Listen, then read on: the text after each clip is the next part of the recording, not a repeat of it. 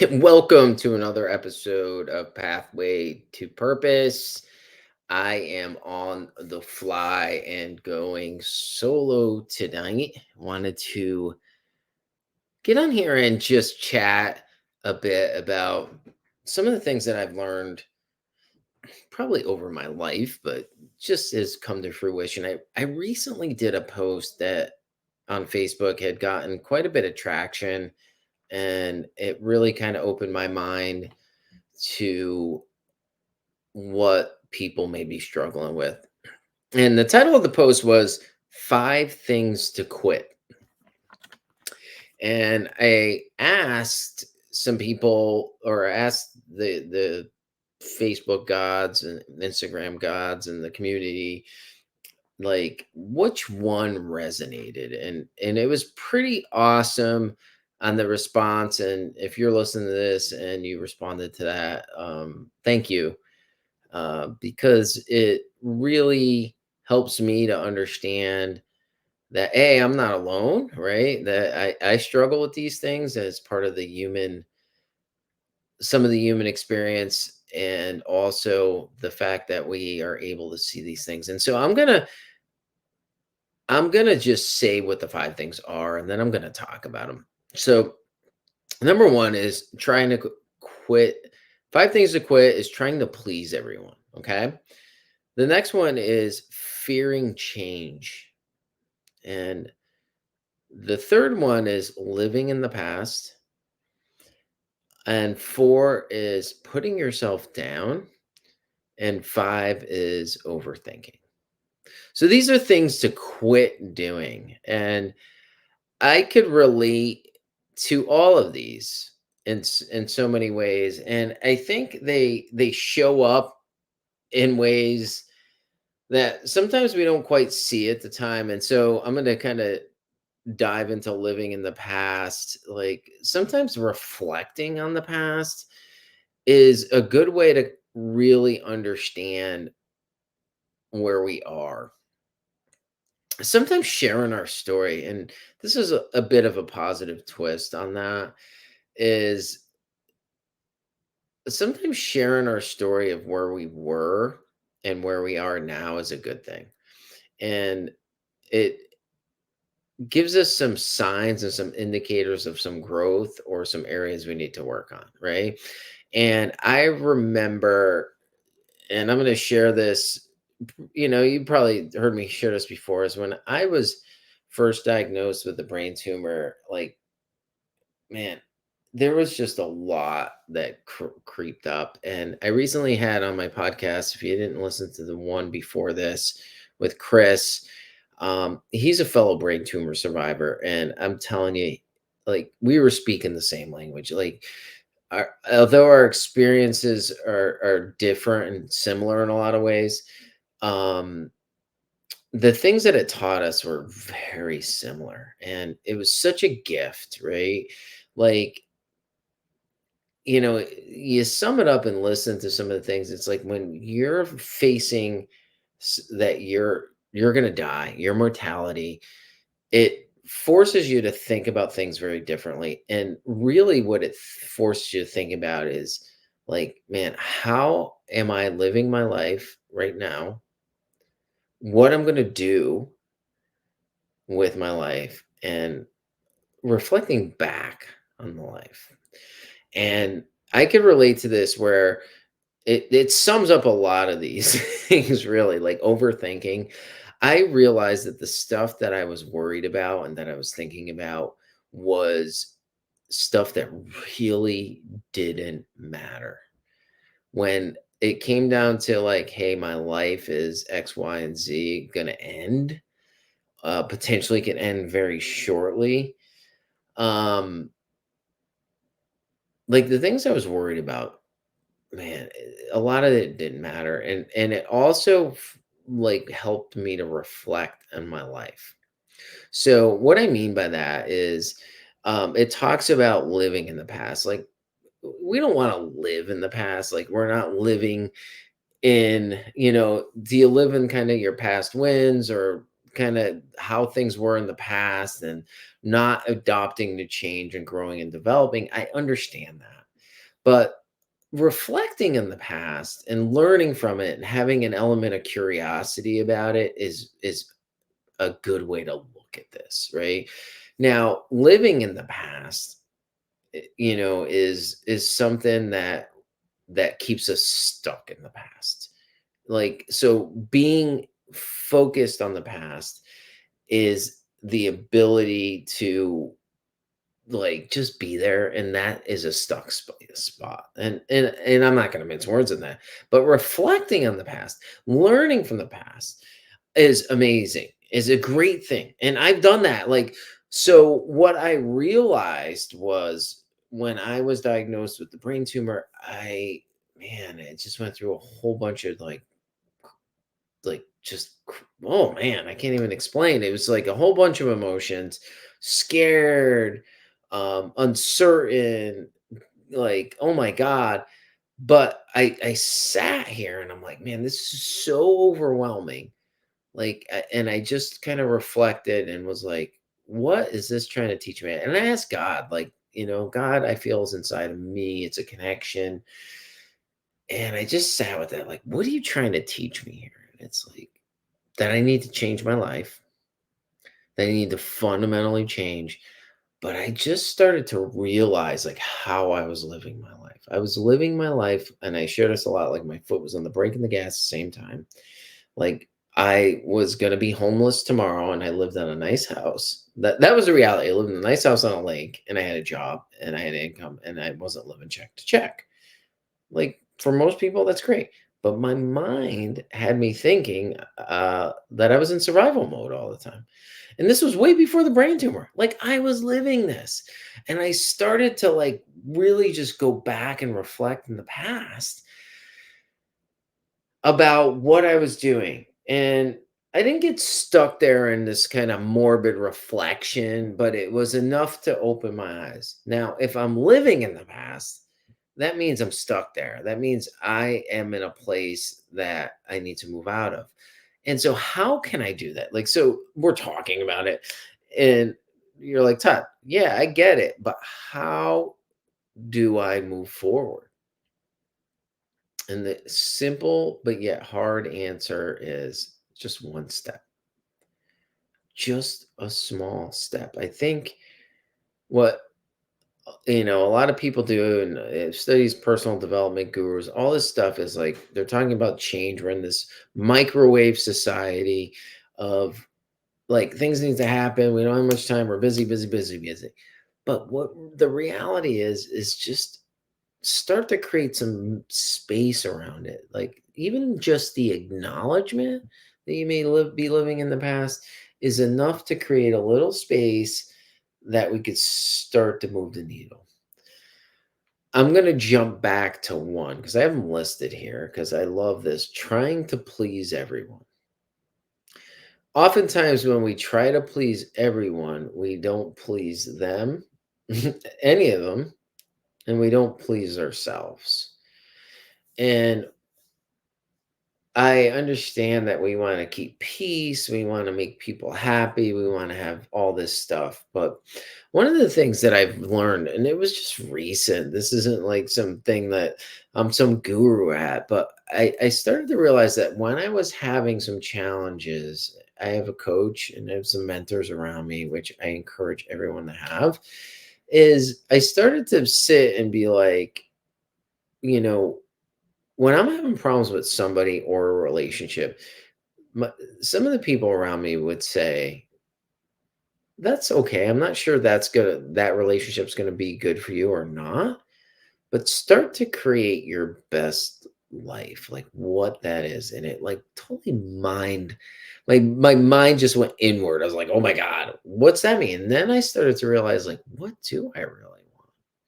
And this is kind of wrapping around the whole idea of trying to please everyone, is starting to please and honor ourselves and what we like, having this integrity of, like, hey, I like this, I don't like that. Starting simple, like simple pleasures, like, hey, I like walking in the evening, I like eating this food, I like this. And starting to these simple little pleasures and owning them as if they're ours.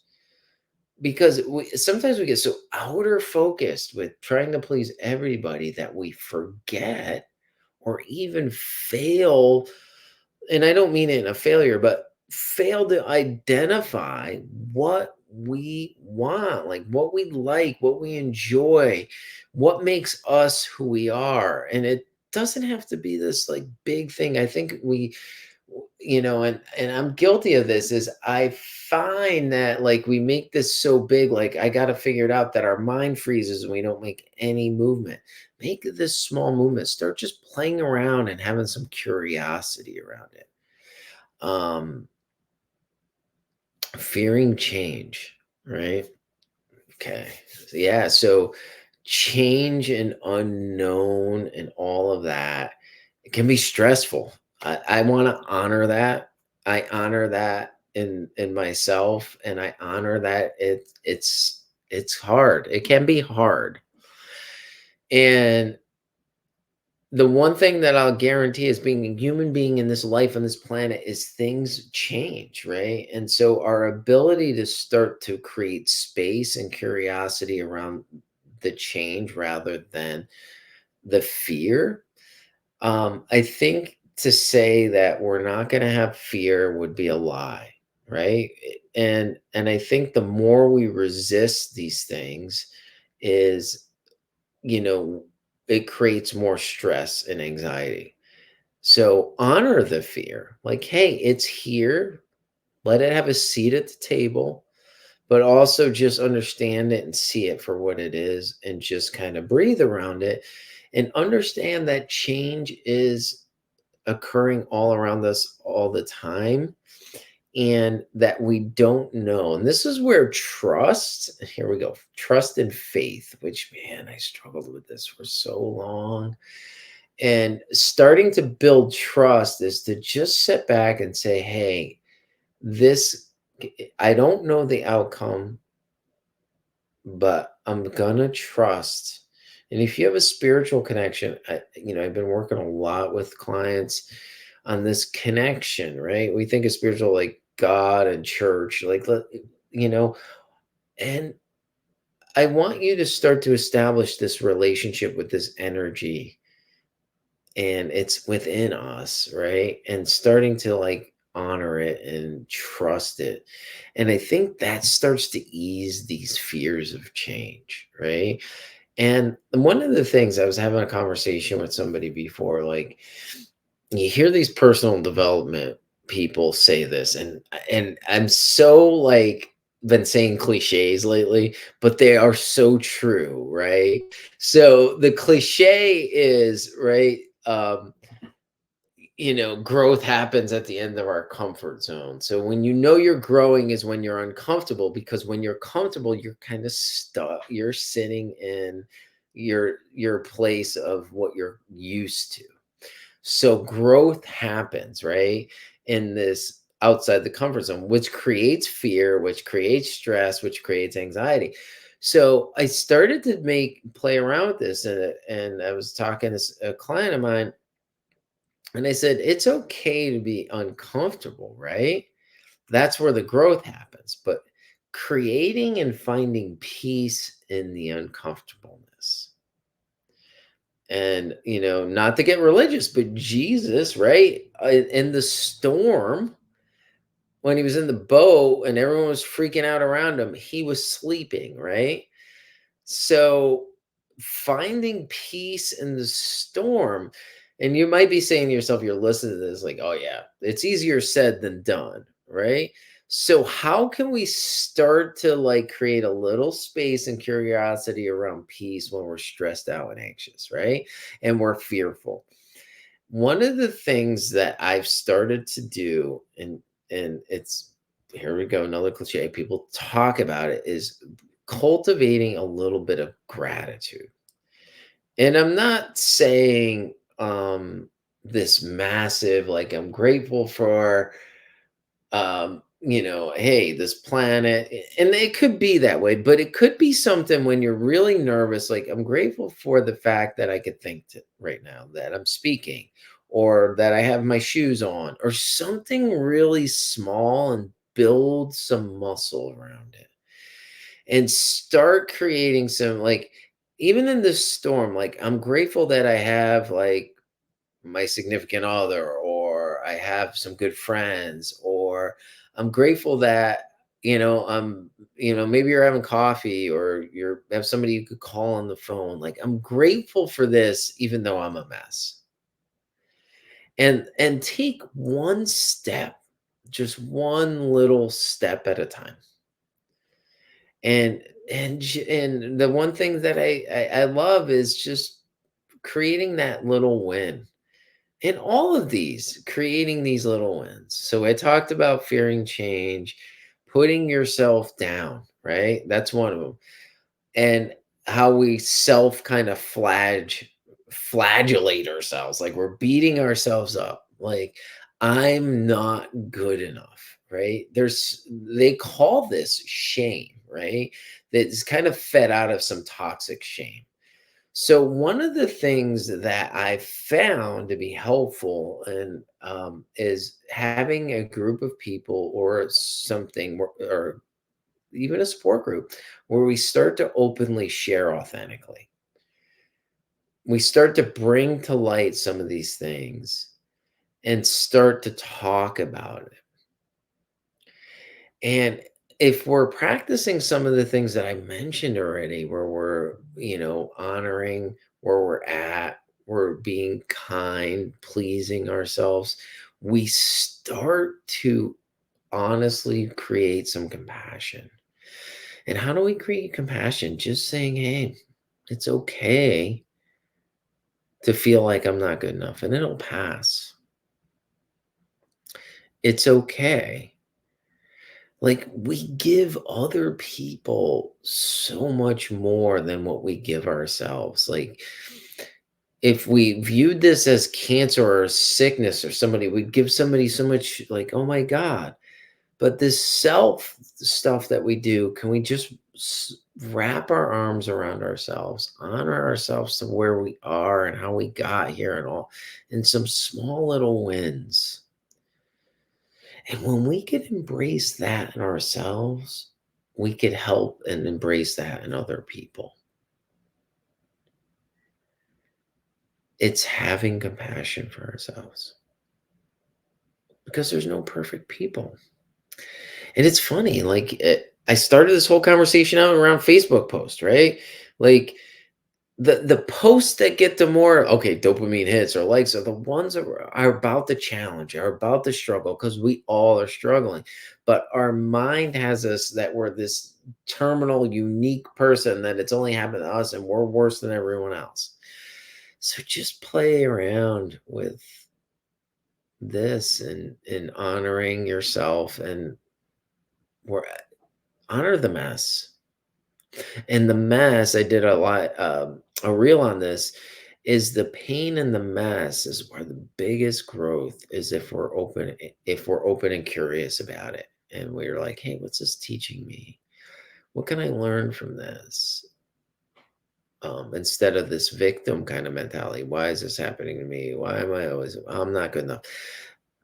And just watch it. And sometimes just acknowledging that it's there is enough to create some space for growth. And the other thing is this overthinking, right? So it's a habit of thinking. I work extensively with people with habits of thinking, right? We have this thinking, but I also believe it's a trauma trigger. It's a trauma response to potential trauma we've had in our life.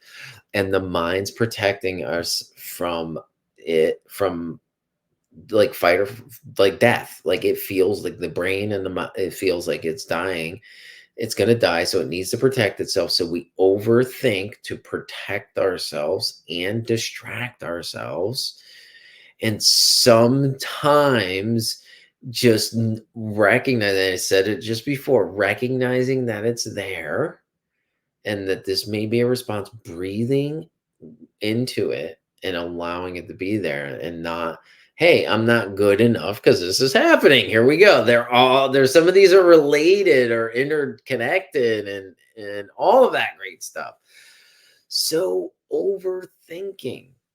right, is, hey, protecting us from not being good enough, or some perfection goes in here. Perfection, I feel, is another. I've been studying on this perfectionism is a trauma, a response to a fight or flight, so that we live and survive. So understanding, so here we go, Todd, what do I do with it? How do I fix this? So sometimes the fixing is not the challenge. Try not to fix it. Try to just understand that it's there. Understand, maybe think around what's bringing this up or what's going on. It could be totally unrelated, but the mind's trying to protect itself. And Chris talked about this because I thought it was a phenomenal idea. And I shared the concept earlier in this podcast is when you're faced with your death, right? He talked about, hey, we should have a virtual reality that puts us through the fact of our own mortality. And what would that change for you? And he learned, and I learned this too. So he was speaking the same language, was like, man, I was thinking and worrying about things, A, that I had no control over, and B, like when I was facing my mortality, like that stuff didn't matter. What mattered was just my relationships with people, connections, memories, all of those things, connecting with a human being and just being there with people was the most important thing, and helping others. So, as you may be hearing all of these things are about us and our worries and our concerns. A simple thing we could do to help with all five of these things to quit is stepping outside of ourselves and helping genuinely somebody, because it gets us out of our head, our brain, and we're focused on helping somebody out, and it makes us feel better all at the same time. I think I went on and on here. I hope there was some great nuggets for you to kind of reflect on here. Check out my Facebook. It's probably over onto my Instagram. I'm not the best with technology, and but comment on that post. 5 things to quit. And if you're listening to this, it was posted in January of 2024. Check out my feed and look at people, what they're sharing, and understand that you're not alone. And this is a practice. And but I mean, practice is we learn, and we practice, rehearse, we make mistakes, and then we learn, and we keep doing that, and be open and curious, because our mind has a belief system that is keeping it stuck. So just be open and curious and be like, hey, maybe my thinking's not correct. And that's okay. So thanks for joining on this podcast. Share this with anyone who may benefit from it, and look forward to more.